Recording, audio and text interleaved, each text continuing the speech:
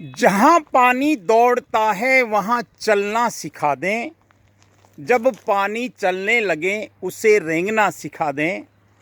और जब पानी रेंगने लगे उसे धरती माँ का खुला पेट देखकर उसमें बैठा दें।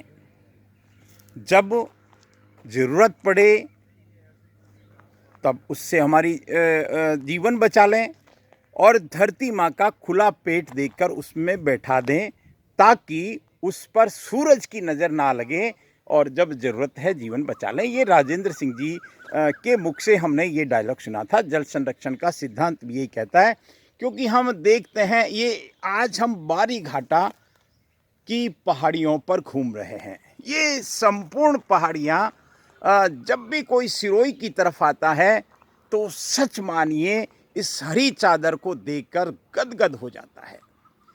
लेकिन इसकी इंटीरियर स्टोरी, या जिसको डीप स्टोरी कहते हैं, या जिसको कहते हैं कि वन विभाग की क्या भूमिका है, आज इसको जानना चाहिए। वन विभाग जिसके जिम्मे इनकी रक्षा है, इसके जिम्मे ये हरे भरे रहे पहाड़, उसके लिए वन विभाग क्या क्या करता है, ये आज हम आपको बताने की छोटी सी अपील कर रहे हैं। ये आपको कुछ लूज चेक डैम दिख रहा होगा। लूज चेक डैम कैसे बनते हैं, यहाँ कितने बने हैं, और यहाँ बहुत सारे खड्डे, चूँकि यहाँ खड्डे तो स्वाभाविक रूप से मनुष्य लोग ही खरीदते हैं, खोदते हैं। तो यहाँ हम आपको एक चेक डैम दिखा रहे हैं। इस चेक डैम का भाव ये है क्योंकि जब भी पानी बरसता है, कुछ स्पीड तो उनकी ये पेड़ कर देते हैं, लेकिन पेड़ के साथ में जब ये पानी इस नाले से बहता हुआ आगे निकलेगा तो ये जो लूज चेक डैम है, ये हमने जल संरक्षण के सिद्धांत में पढ़ा है। ये हमने उस विशेषज्ञों के मुंह से पढ़ा है जो ये वनों को डेवलप करने में बड़ी भूमिका निभाते हैं, और ख़ास तौर से पहाड़ी क्षेत्रों में। मैं आपको एक चेक डैम और बताता हूँ, और ये चेक डैम आज आपको बताकर अपने आप को धन्य मान रहा हूँ कि किस तरह से ये वन विभाग, देखिए वन विभाग कई कार्य करता है। मैंने क्योंकि मैं इस एनवायरनमेंट के कार्य से अपरोक्ष रूप से जुड़ा हूँ, यहाँ हमको बहुत सारे लोग दिख रहे हैं। और ये एक और चेक डैम हमको दिख रहा है, ये वो चेक डैम है। आज ये हमारा सहयोग बना है कि हम ऑन द स्पॉट एक स्टोरी बताने की कोशिश कर रहे हैं कि चेक डैम कैसे बनते हैं। लूज चेक डैम, ये लूज इसलिए इसको कहते हैं कि इसके बीच में कोई चिनाई नहीं होती। ये वाटर हार्वेस्टिंग का पहाड़ी क्षेत्रों में सबसे बढ़िया उपाय है।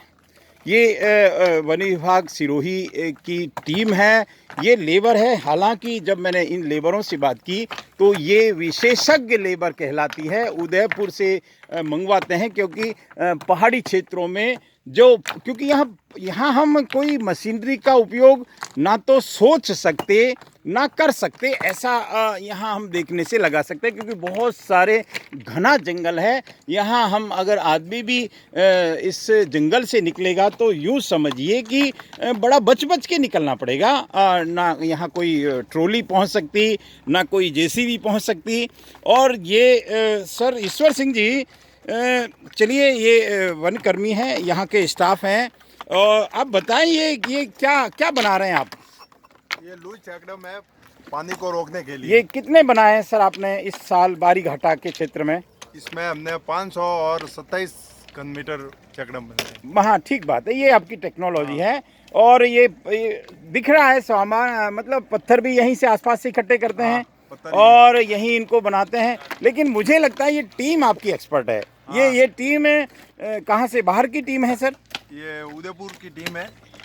अच्छा, गोविंदा, तो क्या ये इसी काम के लिए है? खड्डे, चेक डैम, अच्छा, टेंस है, पत्थर की दीवार है। मतलब मैंने देखा है, जब मैंने उदयपुर की पहाड़ियों का विचरण किया तो मैंने देखे इस तरह का, हर समझो कि हर 100 मीटर की दूरी पर आपको ऐसा चेक डैम मिल जाएगा। और यही कारण है सर, मैं आपको ये एक पूरी खूबसूरती को बता दूं बारी घाटा का वर्णन के लिए कभी कभी मुझे लगता है ये सिरोही की सबसे बड़ी धरोहर है, सबसे बड़ी। जी जी, क्या कह रहे हैं आप? सर मैं आपको यस यस ये एक बात और मैं बता दूं, आज मेरा ये सौभाग्य है, देवनगरी के देव दर्शन का ये सौभाग्य है। ये देखिए ये 53 नंबर है।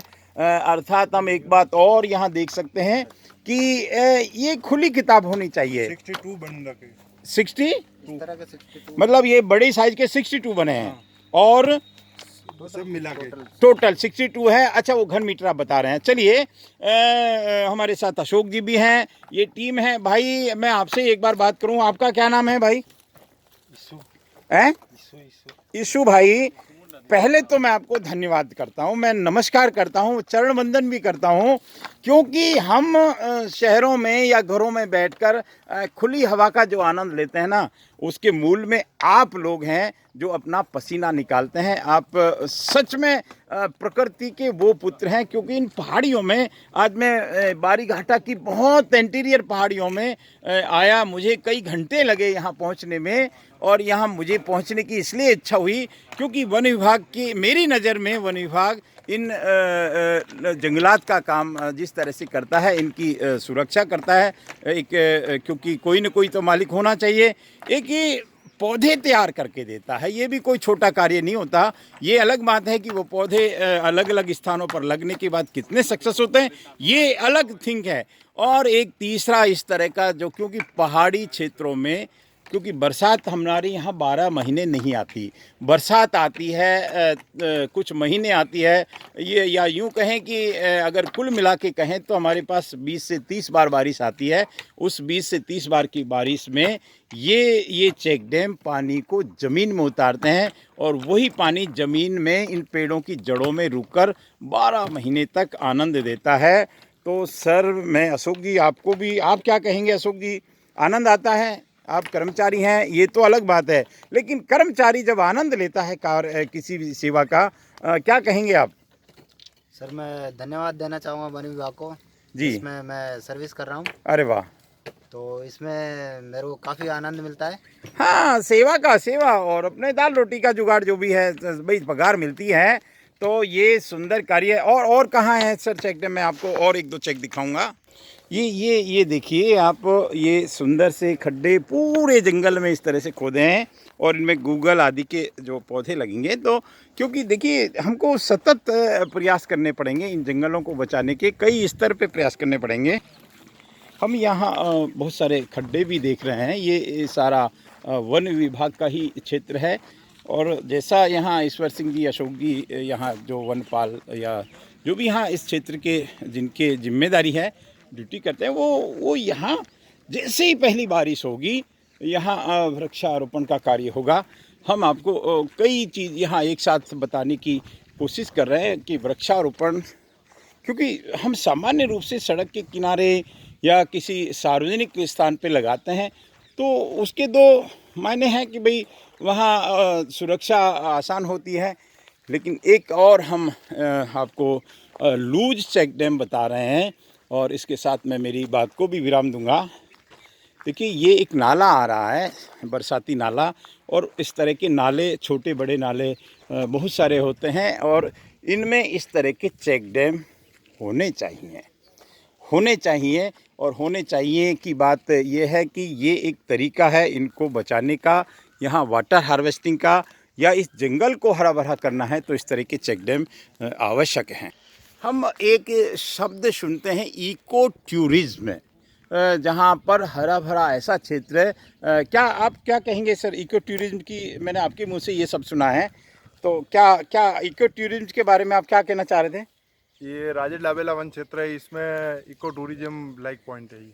हाँ, मतलब हम इसको इतना हरा भरा करें, या यूँ कहें कि ये 12 महीने ये हरियाली हमको दिखे, तो निश्चित रूप से आज जिस तरह से बड़े शहरों में प्रदूषण का स्तर बढ़ रहा है, हालांकि इस कोरोना ने बहुत सारा प्रदूषण को कम भी किया है, लेकिन ये खूबसूरत नज़ारा आप देखते रहें। ये बारी घाटा की वो पहाड़ियाँ हैं, जब भी कोई इधर से गुजरता है तो ऐसा लगता है कि कुदरत ने एक बड़ी सी हरी चादर उड़ा रखी है। आप देखते रहें देवनगरी के देव दर्शन, Sirohi temples, a journey of Sirohi temples and historical places. नमस्कार।